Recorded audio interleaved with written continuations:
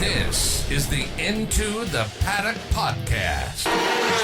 Firstly, we've got to talk about Formula One. Normally, that would be quite disappointing for me. However, is F1 actually getting good?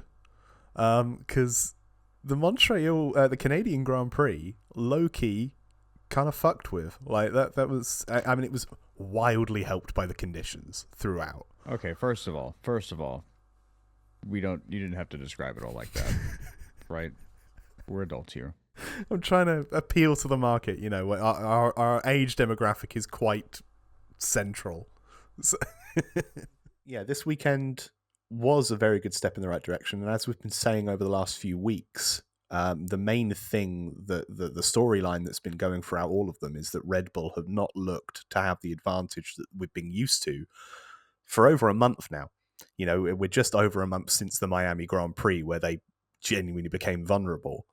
And since then, they have taken 2 victories in that time, but they have not been afforded the same advantage that they usually have. And I think this is what's going to be the interesting thing going out throughout the rest of the season, is if they manage to reestablish that, or whether everyone else is able to maintain, you know, having them within arm's reach. Now, I will say that this weekend, you know, this was probably the best Grand Prix of the season. I will go with that. But I still think it was massively enhanced by the fact that most of the weekend was held in wet conditions. And, you know, Formula One over the last couple of years, when they've raced in the rain, it's not been very good because they haven't been able to. Most of the time it's been at Spa, and various issues have meant they haven't been able to go racing. However, this time, for whatever reason, the wet tyres worked. The visibility wasn't so bad, and they were able to, you know, have a standing start in the rain. They were able to race for long periods of time without, you know, you could see it was difficult. And I think, you know, rain always highlights the skill of the drivers, no matter what the series is, but more so in Formula One, I would say, when a lot of the time it looks too easy for them. But yeah, I think there's an argument to be made. You know, Bernie Ecclestone, like 14 years ago, was talking about putting sprinklers on the side of the track. Honestly, I wouldn't be against that now, because F1 is, when they can race in the rain, it's always better. Yeah, and it's kind of crazy. Mother Nature seems to have been a huge player in what has been going on in the racing world here in the past, I don't know, like 2 or 3 weeks. Yeah. Right? You know, since IndyCar, or the Indy 500, and throughout, rain has been a factor at some race, you know, somewhere. So, you know, I agree. I think putting some sprinklers on the track could make it a lot of fun. But what makes rain so difficult is the fact that it doesn't happen all the time, right? You don't get the opportunity to practice. I think Scott McLaughlin was talking about that during the IndyCar race, was how, you know, every time it rains, he wants to get the car out on track, and the team's like, no, you know. So, I hate to say that was the only reason that the Formula One race was good, though, right? It was a large percentage of it, I would say. Even Kevin Magnussen got confused and thought he was driving a fucking fast car there for a while. Yeah, we'll get to that. That being said, qualifying was in the dry, and Red Bull were beaten there too. And it was somewhat of a surprise this weekend that Mercedes were so quick. Throughout practice, Lewis Hamilton looked really, really quick, you would figure, considering this is one of his most successful tracks. But then in qualifying, George Russell turned it up a notch and took pole position. But the headline was obviously the fact that Russell and Verstappen set identical lap times in the final session of qualifying, George Russell being given the pole position as he set the time first. And this is only the second time in Formula One history that pole position has been decided with exactly the same time.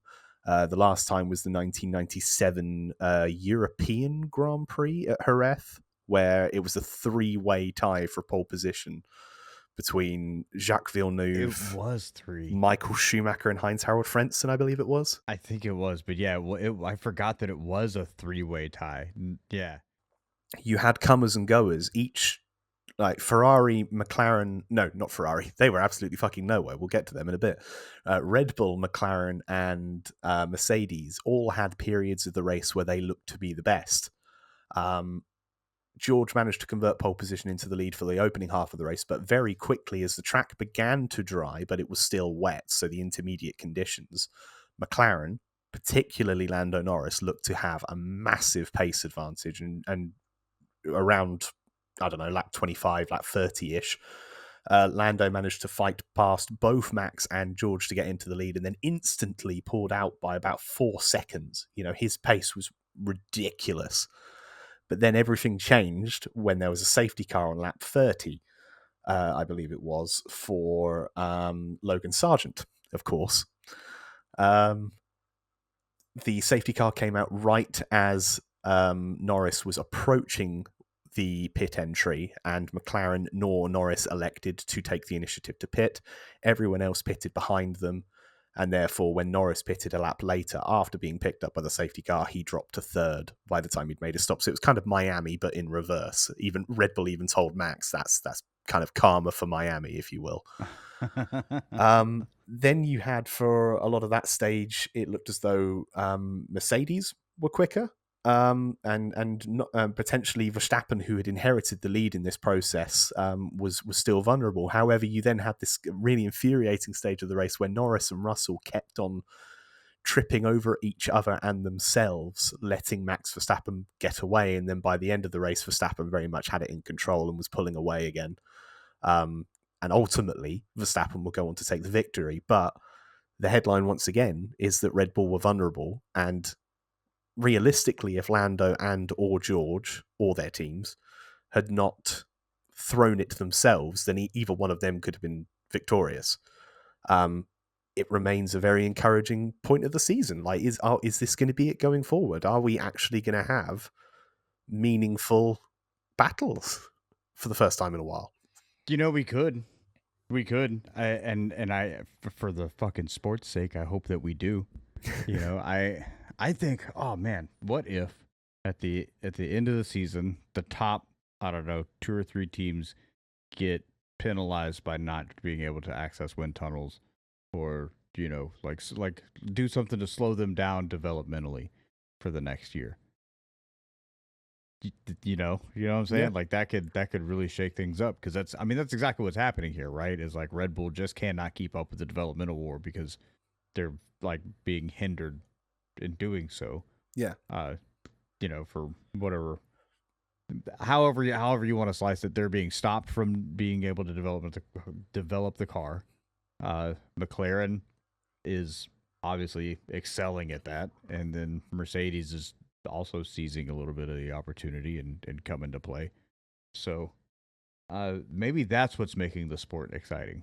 Yeah, I think so. Because whilst this individual weekend was made really good by the rain, as I said earlier, it's been a storyline of the last few races where Red Bull are being caught significantly, and I think this weekend was perhaps the most significant example of that, because you could argue Miami was a win for Norris and McLaren based off of the opportunistic moment of the safety car.